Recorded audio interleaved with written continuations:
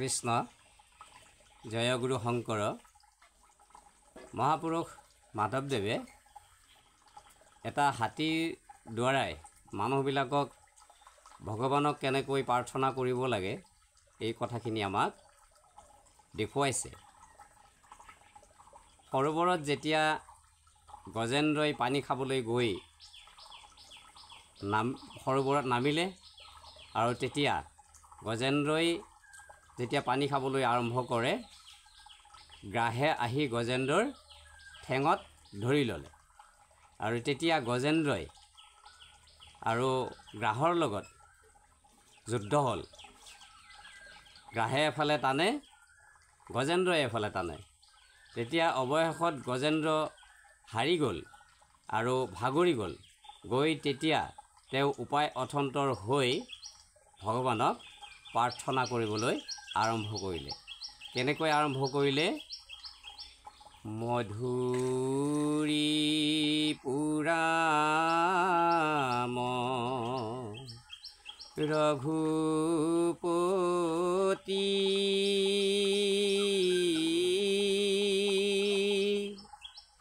তুমি ভকতৰ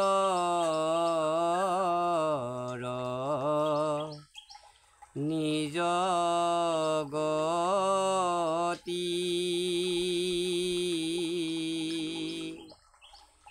তোমাৰ চৰণে শৰণ কৰিলো সাৰ। গজেন্দ্ৰই কৈছে, মই এতিয়া এই সৰোবৰত পানী খাবলৈ আহি যেতিয়া মই গ্ৰাহৰ হাতত পৰিলোঁ, মই যুদ্ধ কৰিলোঁ গ্ৰাহৰ লগত, মই হাৰি গ'লোঁ আৰু মই যুদ্ধ কৰি জিকিব নোৱাৰিলোঁ, ভাগৰি পৰিলোঁ। গতিকে মই এতিয়া হে প্ৰভু দয়াময় কৃষ্ণ তুমি কৃপা কৰা, মই ভাগৰি পৰিছোঁ, মোৰ এতিয়া মৃত্যু হ'ব, মই এই মৃত্যুৰ পৰা তৰিব লাগিলে তুমিহে কৃপা কৰিব পাৰিবা, এই বুলি প্ৰাৰ্থনা কৰিছে। নমো দেৱ দীন দুখহাৰী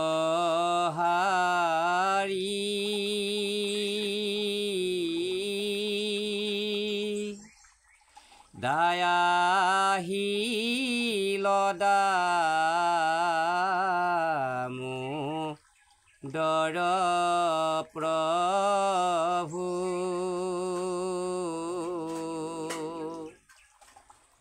আমি দুখিত চৰণে কৰা উদ্ধাৰ।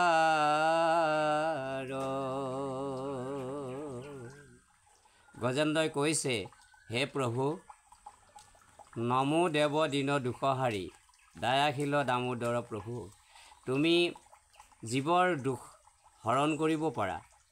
গতিকে মই এতিয়া গ্ৰাহৰ কবলত পৰিছোঁ আৰু মোক তুমি উদ্ধাৰ কৰা। এতিয়া কথাটো হ'ল যে মহাপুৰুষ মাধৱদেৱে এই হাতীটোৰ দ্বাৰাই যে ভগৱানক প্ৰাৰ্থনা কৰোৱাই দেখুৱালে আমাৰ মানুহবিলাকক। এতিয়া ইয়াৰ পৰা আমি কি ল'ম বাৰু?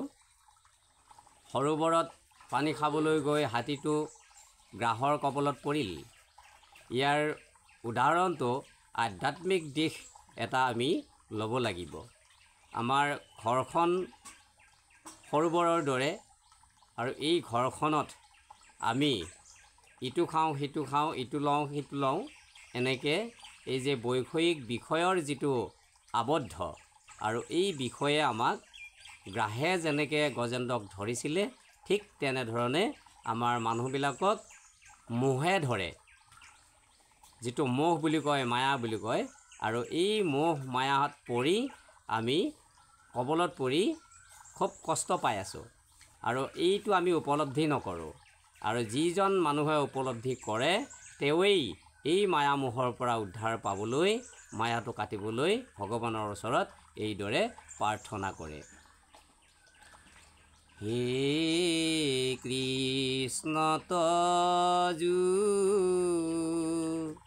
পাদ পদ্ম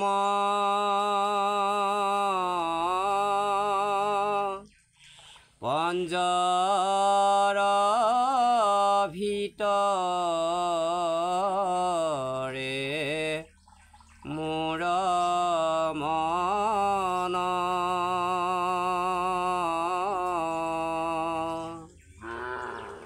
ৰাজহংস পখি থাকক প্ৰভু সৰ্বথা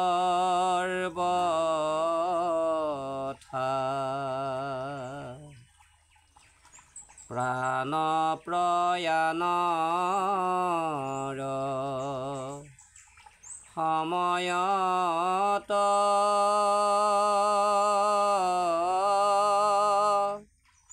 কফ বাত পিত্ত আদি যত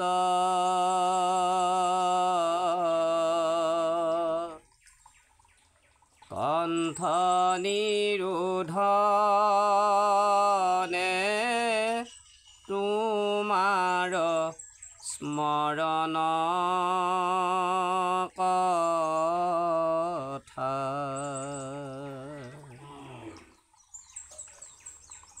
হাতীটোৱে যেনেদৰে কষ্ট পাই ভগৱানৰ ওচৰত প্ৰাৰ্থনা কৰিছিলে, ঠিক সেইদৰে মানুহবিলাকে এই সংসাৰত জন্ম পাই, এই ভাৰতবৰ্ষত জন্ম পাই আমি যে কষ্ট দিনে ৰাতি খাই আছোঁ, এইটো বহুতৰে আমাৰ উপলব্ধি নাই। আৰু যিসকলে উপলব্ধি কৰিছে সেইসকলে ভগৱানক সদায় ৰাতিপুৱা গধূলি যেতিয়াই মনত পৰে তেতিয়াই ভগৱন্তক প্ৰাৰ্থনা কৰে, বোলে প্ৰভু আমাৰ এই বিষয়ৰ জ্বালা যন্ত্ৰণা, এই জ্বালা যন্ত্ৰণাৰ পৰা, দুখৰ পৰা তুমি আমাক উদ্ধাৰ কৰি নিয়া। সেইকাৰণে কৈছে প্ৰাণ প্ৰয়াণৰ সময়ত, আমাৰ প্ৰাণ যেতিয়া, এই প্ৰাণবায়ুটো যেতিয়া প্ৰয়াণ মানে ইয়াৰ পৰা ওলাই গুচি যাব, ক'লৈ যাব? সেইটো আমাৰ কৰ্মৰ ওপৰত ভিত্তি হ'ব।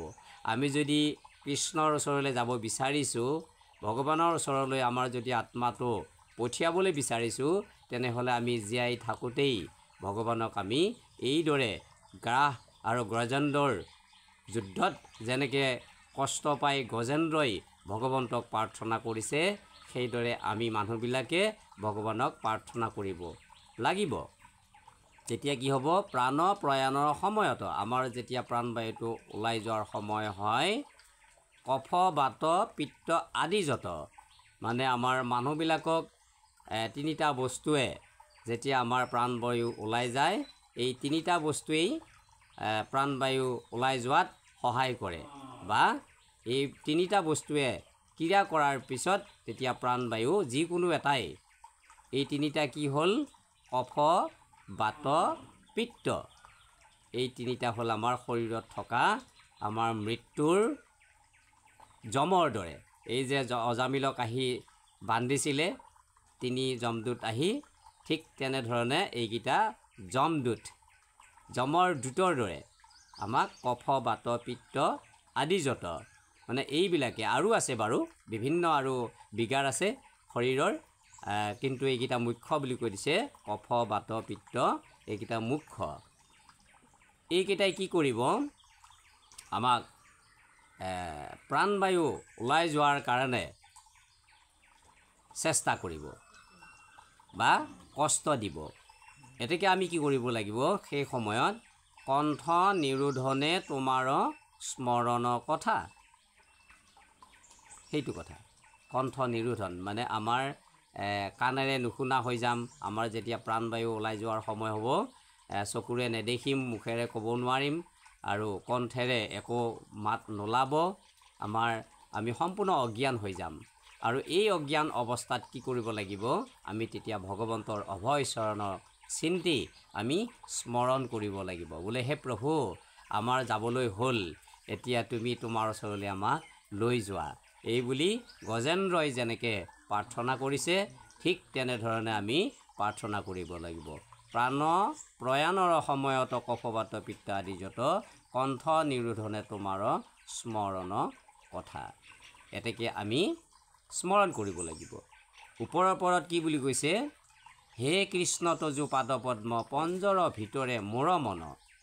তোমাৰ হে প্ৰভু ভগৱন্ত, তোমাৰ পাদ পদ্ম, তোমাৰ চৰণ দুখানি পদুম ফুলৰ দৰে, আৰু এই পদুম ফুলৰ তোমাৰ চৰণত যাতে মোৰ মনটো এটা চৰাই যেনেকৈ পিঞ্জৰাৰ ভিতৰত থাকে, ঠিক তেনেধৰণে মোৰ মনটো যাতে তোমাৰ চৰণত আবদ্ধ হৈ থাকে। সেইটোকে কৈছে পঞ্জৰ ভিতৰে মোৰ মন। গতিকে তোমাৰ চৰণত মোৰ মনটো চৰাই যেনেকৈ আবদ্ধ হৈ থাকে, মোৰ মনটো তেনেকৈ আবদ্ধ হৈ থাকক। ৰাজহংস পক্ষী থাকক প্ৰভু সৰ্বথা। মানে এই সৰোবৰত যেনেকৈ ৰাজহংসবিলাক পক্ষী আছিলে, ঘূৰি ফুৰি আছিলে, তেনেকৈ তোমাৰ এই চৰণ, তোমাৰ পদুমৰ লগত আমাৰ মনটো হাঁহ তেনেকৈ হংস যেনেকৈ চৰি থাকে, তেনেকৈ আমাৰ মনটো যাতে তোমাৰ চৰণত চৰি থাকে, এই বুলি গজেন্দ্ৰই প্ৰাৰ্থনা কৰিছে। আমিও ঠিক তেনেধৰণে প্ৰাৰ্থনা কৰিব লাগিব, আৰু তেতিয়াহে ভগৱন্ত জীৱৰ কাৰণে আৰু আমাৰ কাৰণে সন্তুষ্ট থাকিব। গজেন্দ্ৰক যেনেধৰণে উদ্ধাৰ কৰিছে মানে সৰোবৰৰ পৰা, গ্ৰাহৰ কবলৰ পৰা, আৰু আমাকো এই মায়ামোহৰ পৰা ভগৱন্তই উদ্ধাৰ কৰিব, যদিহে আমি এই ধৰণে প্ৰাৰ্থনা কৰোঁ। হে কৃষ্ণ পুত্ৰ পত্নী সংগ তেজিত যুপদ চিন্তিনিত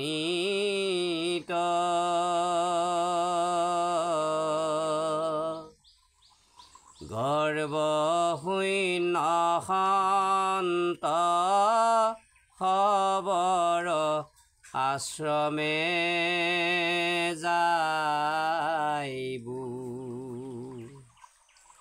তা সম্বাৰ মুখ পদ্মে বাজ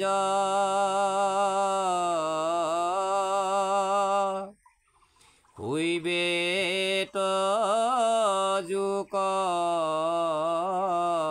যুকথাম মৃত নদী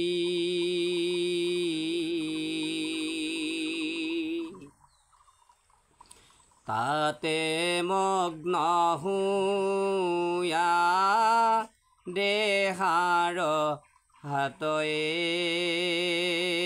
ৰাইবো তাতে মগ্ন হয়া দেহাৰ হাতয়ে ৰাইবো। হাতীটোৱে কৈছে বোলে, হে প্ৰভু, মই মোৰ হস্তিনীবোৰক আনি মই গ্ৰাহৰ পৰা উদ্ধাৰ পাবলৈ বৰ যত্ন কৰিলোঁ, কিন্তু সেইসকলেও মোক উদ্ধাৰ কৰিব নোৱাৰিলে। হে কৃষ্ণ পুত্ৰ পত্নী সংগ তেজি তজু পদ চিন্তিনিত। এইবিলাক মই চব হস্তিনীবিলাকক, মোৰ পোৱালীবিলাকক মই এইবিলাক মনৰ পৰা চব এৰি দিলোঁ, এইবিলাকে মোক উদ্ধাৰ কৰিব নোৱাৰে। এতেকে এইখিনিতে আমি কি ল'ব লাগিব? হাতীটো আমাক শিকালে, হাতীটোৰ যোগেদি মহাপুৰুষ মাধৱদেৱে মানুহবিলাকক শিকালে। কি শিকালে? যে আমি ধন জন ভাজা পুত্ৰ এইবোৰক লৈ ঘৰত, এই যে সৰোবৰ, এই ঘৰখন সৰোবৰ দৰে, আৰু ইয়াত পদুম ফুল ফুলিব যদিহে আমি ভগৱন্তক সদায় চিন্তা চৰ্চা কৰোঁ, প্ৰাৰ্থনা কৰোঁ, আৰু নহ'লে ইয়াতে বোকায়ে হৈ থাকিব যদিহে আমি ঈশ্বৰক চিনি নাপাওঁ।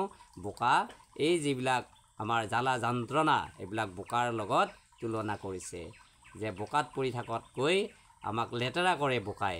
গতিকে এই যিবিলাক বৈষয়িক ব্যৱস্থা, এই ব্যৱস্থাই মানুহক লেতেৰা কৰি ৰাখে আৰু মোহত আবদ্ধ কৰি ৰাখে। এই মোহ মায়াৰ পৰা আমি উদ্ধাৰ পাবলৈ হ'লে হাতীটোৱে কৈছে, হে কৃষ্ণ পুত্ৰ পত্নী সংগ তেজী তজু পদ চিন্তিনিত গৰ্বশূন্য সন্ত সবৰ আশ্ৰমে যাইব।